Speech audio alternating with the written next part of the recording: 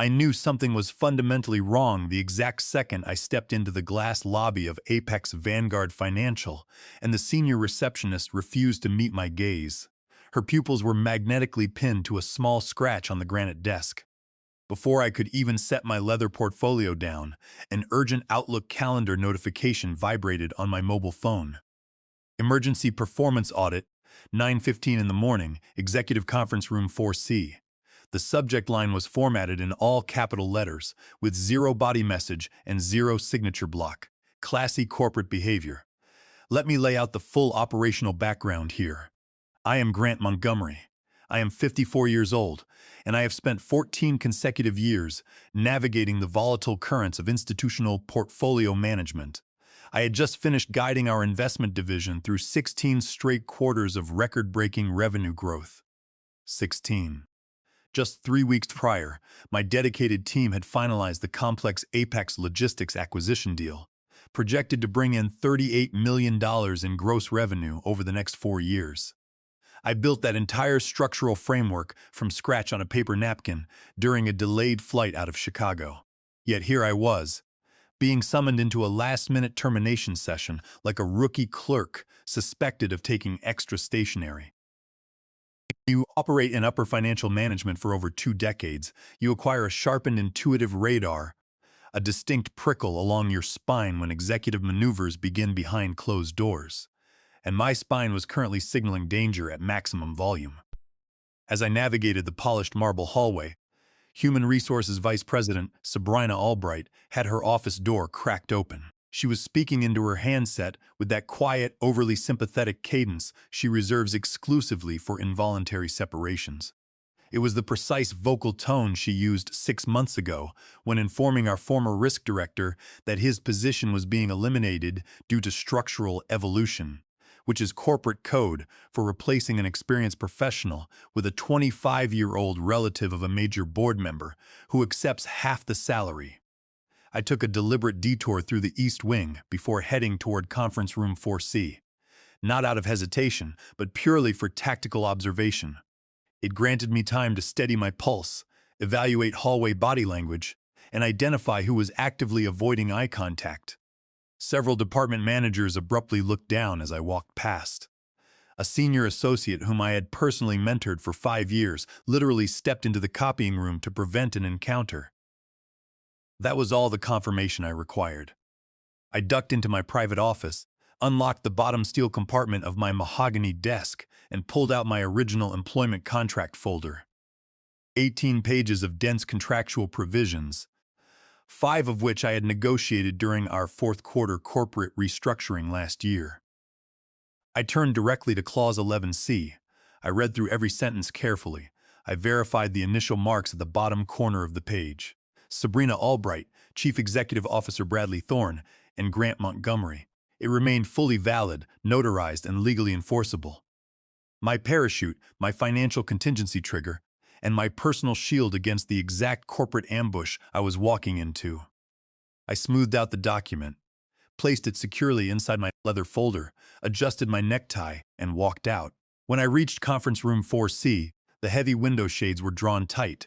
Inside sat Sabrina Albright, flanked by 2 junior human resource representatives who looked as though they were enduring severe physical discomfort.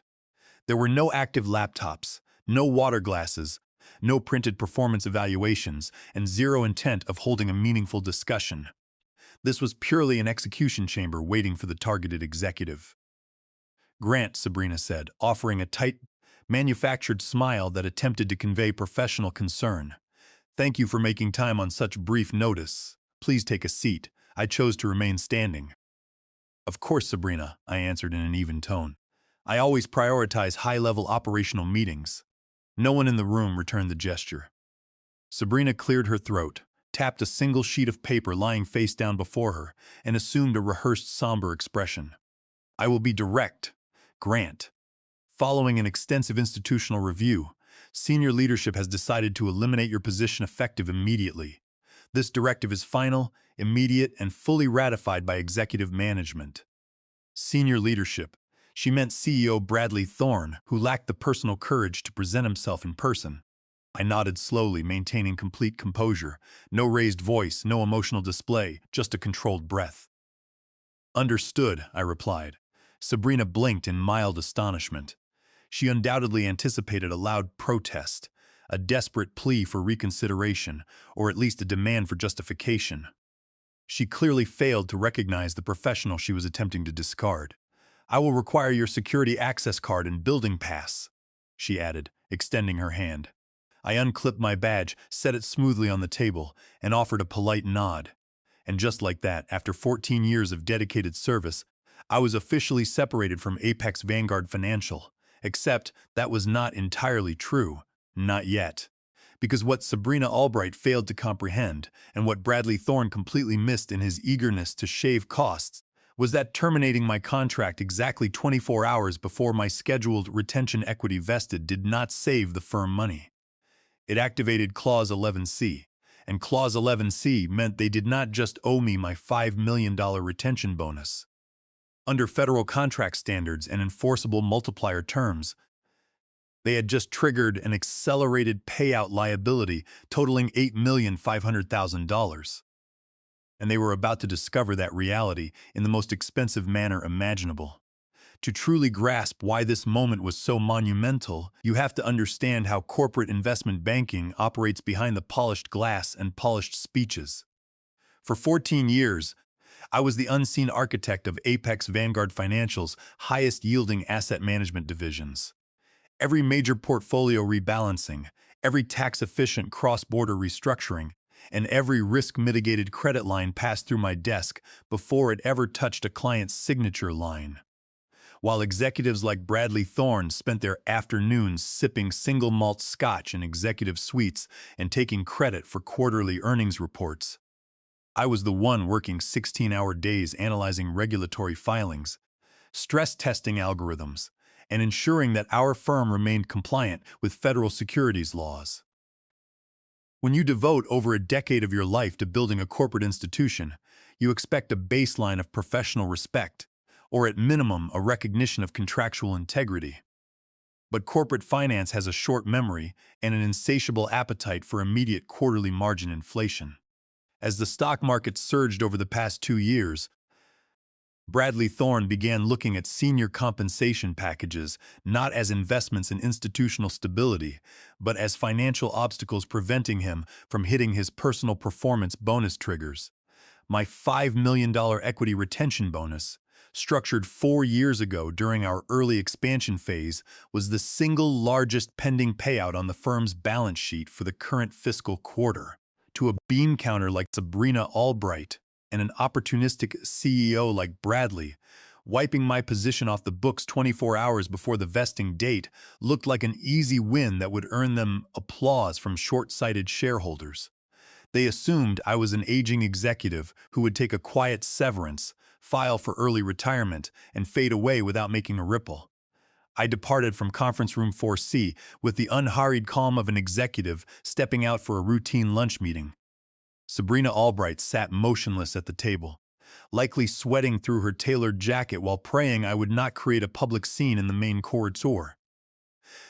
The human resources representatives made no attempt to escort me toward the building exit. They remained seated like inanimate display models awaiting their next assigned task. I passed my office suite without looking inside. I knew the standard protocol. Facility security would package my desk items before evening or dump them in a storage vault while attempting to erase 14 years of institutional history. That is the fundamental nature of corporate enterprise. You do not own the ground you cultivate. You are merely leased until your compensation package outgrows your blind obedience. But what Sabrina and Bradley Thorne failed to realize was that I never operated under their flawed rules. I merely permitted them to think I did.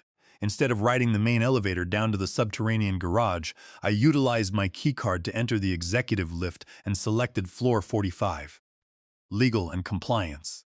I had spent countless evenings on 45 during the $38 million Apex logistics negotiations, and I knew precisely who possessed genuine legal integrity behind the institutional non-disclosure contracts. The front receptionist barely glanced up until I placed my heavy leather portfolio onto her desk blotter. Please inform Joel Davis that Grant Montgomery requires his immediate attention, I stated quietly. She looked up, visibly surprised. Do you possess a formal appointment, Mr. Montgomery? I just experienced an involuntary separation without documented cause, I answered with a subtle smile. He will certainly want to examine this contract file before noon. Joel Davis was a brilliant assistant legal counsel who had assisted me during structural contract negotiations 2 years prior. Highly intelligent, detail-oriented, and uncorrupted by executive politics. A year ago, he asked me over lunch whether he should transition to private corporate defense or remain within institutional compliance. I advised him to stay long enough to learn where the structural landmines were buried and who planted them. 10 minutes later, I was seated in his office with the solid door securely closed. Joel looked at me with the visible shock of someone watching a major foundation crack. Grant, what is happening downstairs? I heard conflicting rumors on the internal messaging network, he said. They terminated my contract effective immediately, I stated directly. 0 advance notice, 0 documented performance justification, 0 severance discussion beyond baseline figures, and 0 reference to my scheduled equity vesting. Joel frowned, his expression growing tense. Your retention equity bonus was scheduled for full vesting tomorrow morning at 9 in the morning, correct? Exactly 24 hours from this moment, I confirmed. I opened my portfolio, turned to the amended section, and laid the document flat on his desk. Examine Clause 11C, Paragraph 3, Subsection Alpha. Joel leaned over his desk, scanning the typed text once, then rereading each line with focused intensity. As his eyes tracked across the page, his expression changed from concern to complete astonishment. He adjusted his glasses and looked up at me. Grant, this language is an absolute legal fortress. If the institution separates your employment within 24 hours preceding a scheduled equity vesting event without documented cause, the contract automatically triggers an accelerated payout multiplier. Precisely, I noted. It activates an immediate payout equal to 100% of the $5 million equity bonus, plus 1.5 times my annual baseline compensation, plus statutory damages for bad faith constructive separation. Furthermore, under Title 17, United States Code, Section 106, my proprietary financial risk analytics models were licensed to Apex Vanguard exclusively under my active retention agreement. Involuntary separation without documented cause revokes their software operational license effective immediately. Joel released a breathy, incredulous laugh.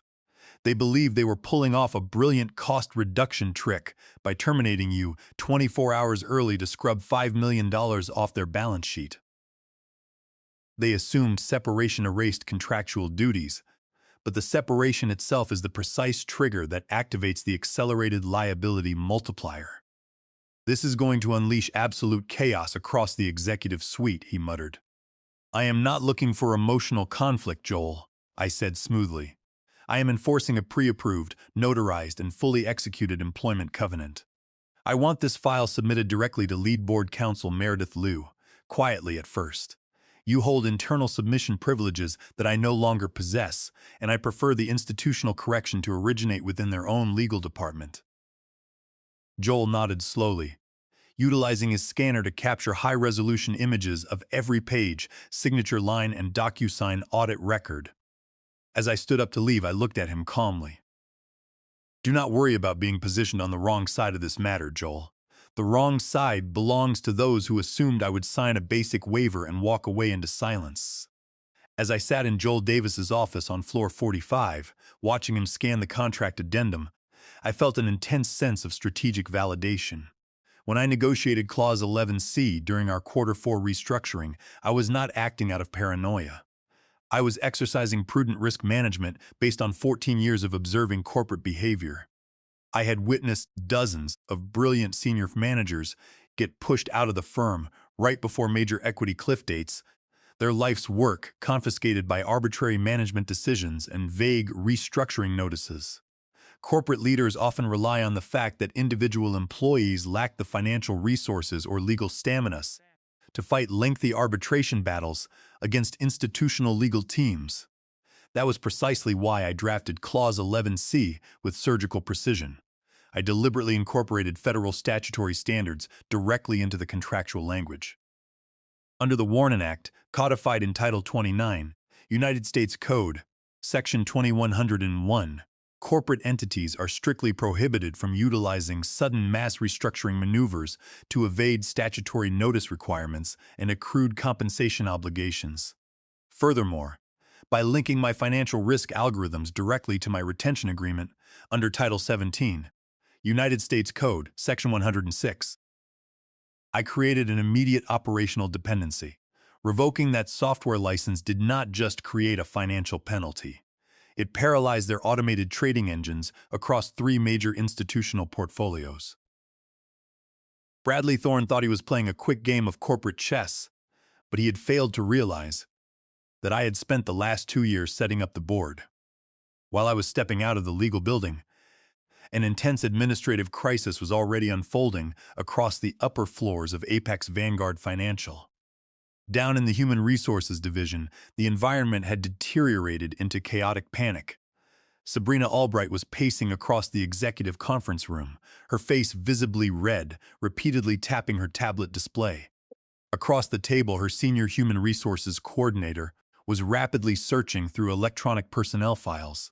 Sabrina slammed her fist onto the table. "Find me a valid compliance record. Anything. A written warning, a late entry log, a client disagreement from 3 years ago, an informal coaching memo. We require documented performance cause immediately." The coordinator shook her head in distress. "Sabrina, Grant Montgomery's personnel record is entirely flawless. 16 consecutive quarters of exceeding target expectations, 0 compliance flags, 0 internal complaints, and 3 written commendations from the board of directors. There is literally 0 material in this database to support a summary separation for cause." Sabrina gripped the edge of the conference table, her voice cracking. He left the room without a single protest. No anger, no argument. He knew something we completely overlooked.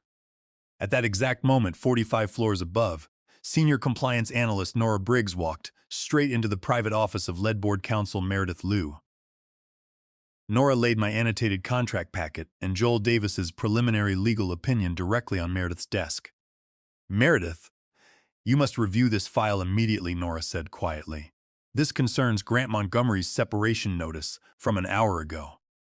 Meredith Liu was a veteran corporate lawyer who had managed complex acquisitions, shareholder disputes, and federal regulatory inquiries. She picked up the folder with casual indifference, expecting a routine wrongful separation complaint. But as her eyes scanned Clause 11C and the accompanying DocuSign audit trail, her posture went rigid.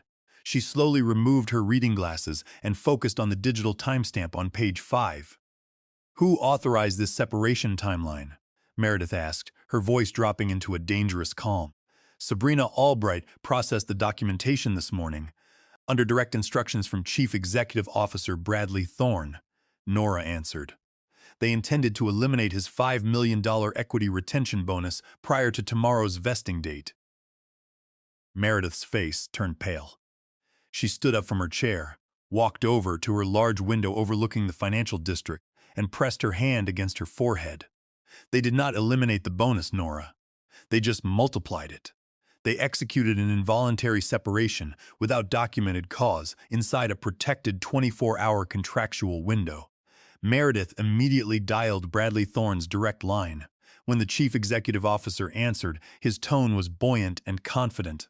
"Meredith, just wrapping up third-quarter headcount reviews. Great progress on cost containment, down on 44. "Bradley," Meredith interrupted, her tone sharp and precise. "Did you personally direct the immediate separation of Grant Montgomery this morning?" "Absolutely," Bradley chuckled. "Saved the firm $5 million in equity compensation right before the quarter ends. Clean execution." "Bradley, listen to me with extreme focus," Meredith said, measuring every word. "You did not save $5 million. You just triggered Clause 11C of his executive retention contract. You separated him without documented cause 24 hours before vesting. Under his contract language, which you initialed last December, his equity payout accelerates immediately, adds a 1.5 multiplier to his base salary, incurs statutory penalties under federal bad faith employment standards, and revokes our license to his proprietary risk management software under Title 17, United States Code, Section 106. Furthermore, by terminating an executive without cause, specifically to evade contractual obligations, you have committed a direct breach of fiduciary duty under corporate governance standards and created immediate liability under the Warren Act, Title 29, United States Code, Section 2101. The silence across the line was absolute. Bradley's triumphant mood dissolved completely. "What nonsense are you suggesting?" Bradley stammered. "Contracts always feature severance caps. We will simply offer him 3 months of base salary and demand a non-disclosure agreement. He will accept the settlement." Meredith let out a cold, bitter laugh. "Bradley, he is not accepting a settlement. He drafted the clause. He preserved the timestamps. He submitted the evidence to legal before your team even uploaded his exit memo. He does not need to negotiate with us. He has already won, down in the executive offices." The reality of what Bradley Thorne had initiated was beginning to collapse upon him like a ton of bricks. Meredith Liu did not mince words when she walked into the executive suite 20 minutes after her phone conversation with the CEO. She carried a leather binder containing federal case precedents on constructive discharge, breach of fiduciary duty, and corporate asset dissipation. Sabrina Albright was sitting trembling at her desk, holding a cup of cold herbal tea, while Bradley Thorne paced frantically behind his mahogany workstation, his face red with growing panic. "Do you have any idea what you have done?" Meredith demanded, setting the binder down on Bradley's desk with a loud thud. "You executed an involuntary separation without documented cause on a senior executive holding an airtight retention covenant. You triggered an immediate $8.5 million liability that must be settled in liquid cash within 5 business days, or our firm faces immediate federal court filings." Bradley tried to maintain his composure, raising his hands defensively. "Meredith, we have a team of 30 external defense lawyers on retainer. We can drag this out in court for 3 years. He will burn through his savings long before we ever reach a trial date." Meredith looked at Bradley with utter contempt. "Bradley, he is not burning through his savings," she said coldly. "He has 0 legal fees, because his contract specifies full legal fee reimbursement upon any contested breach of Clause 11C. Furthermore, if this goes to open court, his lawyers will subpoena our internal email records, our Q4 board meeting transcripts, and your personal text messages with Sabrina, discussing how to cut $5 million from the equity pool. Shareholders will sue this board for breach of fiduciary duty, and you will be facing personal civil liability for corporate waste." Bradley sank slowly into his executive leather chair, the color completely drained from his face. By 12:30 in the afternoon, I was enjoying a strong black coffee on the elevated patio of a quiet cafe 3 blocks away from Apex Vanguard headquarters. My encrypted mobile device alerted me to an incoming call from a private unlisted line. I answered smoothly on the second ring. "Grant Montgomery speaking," I stated in a calm tone. "Grant, it is Dominic Vance," a deep, commanding voice responded. Dominic Vance was one of the firm's most powerful senior board members, a veteran financier who oversaw massive institutional capital funds and maintained 0 tolerance for corporate incompetence. "Dominic, good afternoon," I replied politely. "How may I assist you today?" "Grant, I am currently reviewing a legal brief prepared by Meredith Liu regarding your sudden departure," Dominic said, his voice heavy with tension. "She indicates that a structural failure regarding Clause 11C has created an unbudgeted liability exceeding $8 million. I want your direct assessment of this situation." "Dominic, with total respect, it was not a structural failure," I explained with measured clarity. "It was a deliberate attempt by Bradley Thorne and Sabrina Albright to execute a bad faith separation to avoid paying an earned $5 million equity bonus. They assumed I would panic or passively accept a standard severance package. Instead, Clause 11C functioned exactly as written. The acceleration mechanism activated upon involuntary separation within the 24-hour pre-vesting window. The total enforceable liability, including baseline compensation multipliers and software licensing penalties, stands at $8,500,625. Dominic released a long, heavy breath. Grant, you served this institution for 14 years. Can we discuss a structured settlement framework to resolve this quietly without full board involvement? I smiled into the phone. Dominic, under paragraph 4 of clause 11C, mandatory arbitration is waived exclusively at the employee's discretion in cases of demonstrable executive bad faith. I hold complete DocuSign records. Bradley and Sabrina authorized the exact terms. I am not negotiating a compromise. I am expecting complete contractual compliance. Meanwhile, inside Executive Conference Room 1, at Apex Vanguard headquarters, an emergency session of the board's compensation committee was in progress. Bradley Thorne sat at the head of the long mahogany table, sweating through his shirt. Sabrina Albright sat next to him, staring blankly at the tabletop. Meredith Liu stood before the assembled board members, displaying a presentation containing my contract addendums, time-stamped records, and archived meeting transcripts from fourth-quarter reviews. As shown on the main display, Meredith informed the directors, "During our fourth-quarter compensation review session, Grant Montgomery specifically identified the provisions of Clause 11C. When Bradley Thorne initialed the document, he explicitly acknowledged the 24-hour acceleration clause on record. I have the archived video recording right here." Bradley laughed and stated, and I quote, "Sign whatever terms Grant requires, as long as he maintains 16 consecutive quarters of revenue growth." The board members stared at Bradley with open fury. A senior director slammed his hand onto the table. "Bradley, you authorized a clause that doubled our financial liability if we separated him early, and then you deliberately separated him early without consulting legal counsel?" Bradley stammered, pulling at his collar. I assumed basic separation rules applied. I believed we were reducing expenses before the quarterly report." "You did not reduce expenses, Bradley," the director shouted. "You committed a catastrophic breach of fiduciary duty. Under corporate governance law, executive officers who demonstrate reckless disregard for contractual duties and cause massive dissipation of firm assets can be held personally liable by shareholders.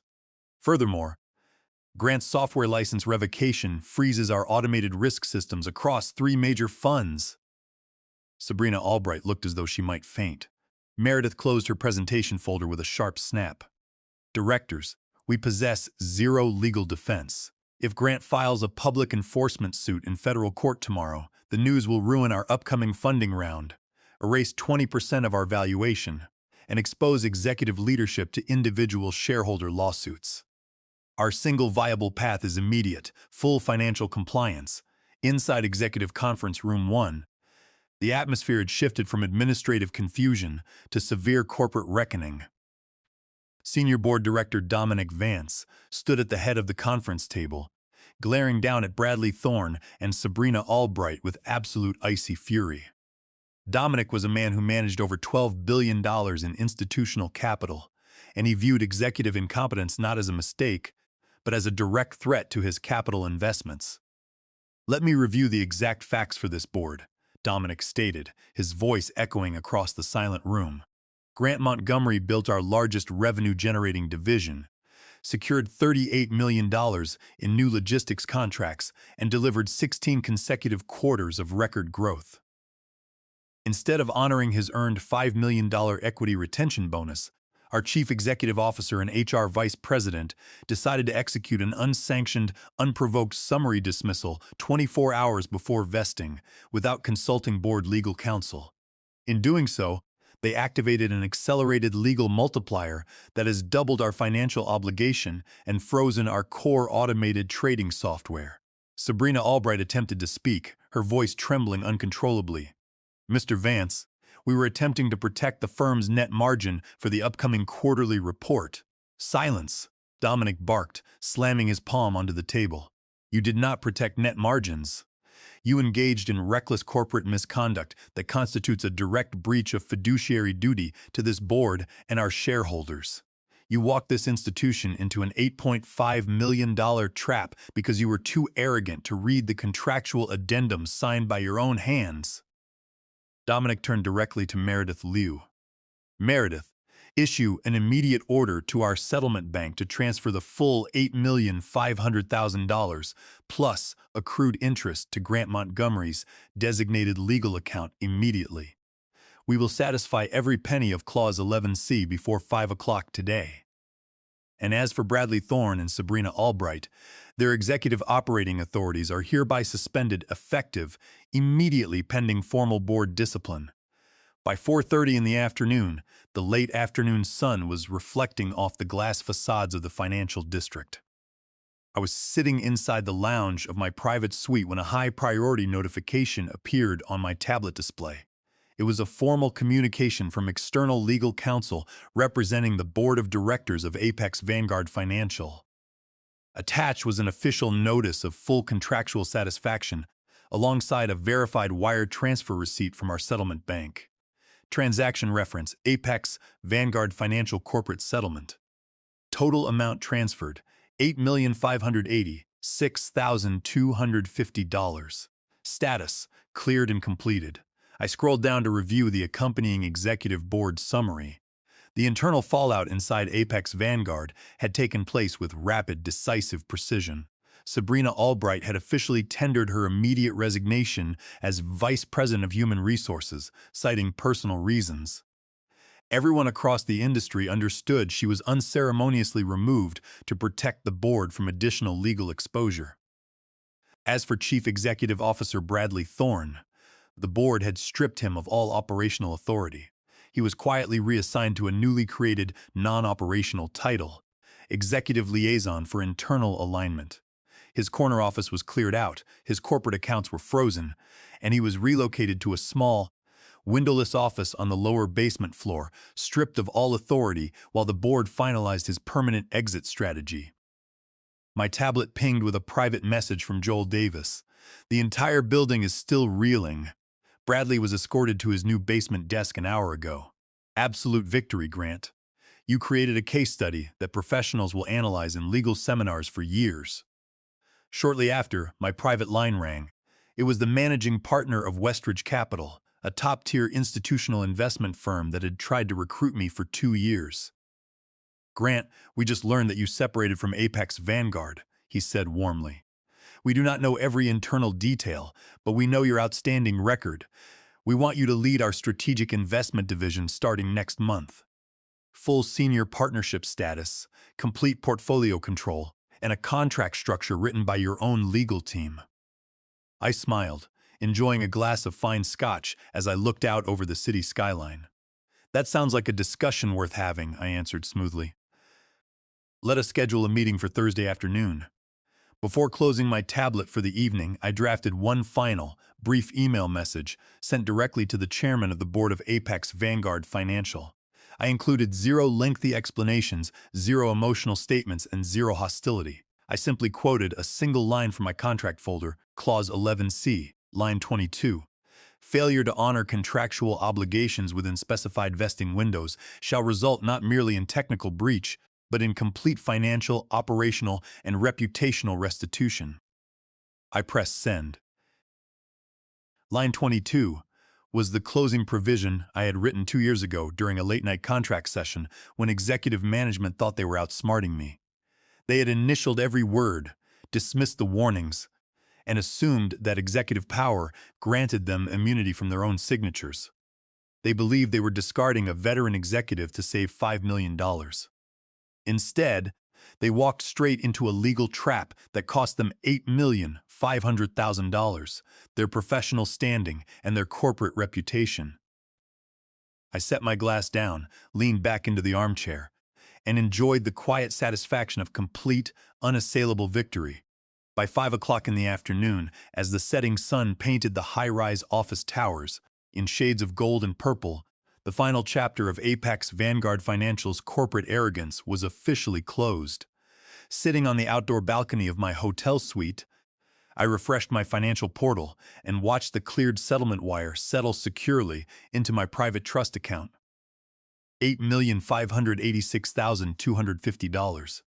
Fully cleared, fully settled, and completely beyond the reach of corporate appeal. The news of the executive upheaval at Apex Vanguard spread through the financial community like wildfire. By evening, news outlets were reporting the sudden resignation of HR Vice President Sabrina Albright and the complete removal of CEO Bradley Thorne's executive powers. Bradley had been stripped of his corporate car, his executive expense account, his board voting seat, and his corner office. He was relocated to a tiny windowless room in the basement level, given the meaningless title of Executive Liaison for Internal Alignment, and left to spend his remaining days answering basic administrative queries while the board finalized his formal termination package. Meanwhile, my phone line was flooded with offers from rival investment firms, hedge funds, and private equity groups eager to bring my strategic expertise into their organizations. Westridge Capital had already sent over a preliminary partnership proposal, offering complete portfolio autonomy, an executive seat on their investment committee, and an equity retention package drafted entirely according to my personal specifications. I took a slow sip of my scotch, feeling the warm evening breeze, and looked out over the sprawling city. In corporate America, power-hungry executives often convince themselves that authority overrides legal integrity and that institutional leverage can crush individual competence. They believe that titles, mahogany desks, and executive suites grant them the power to rewrite contracts and discard veteran professionals at will. But true power does not reside in a corporate title or a corner office. True power resides in foresight, meticulous legal preparation, and the unyielding willingness to enforce contractual truth when arrogance steps out of line. I had not burned down Apex Vanguard Financial. I had simply handed them the match they insisted on lighting and watched as their own hubris burned away their corporate empire.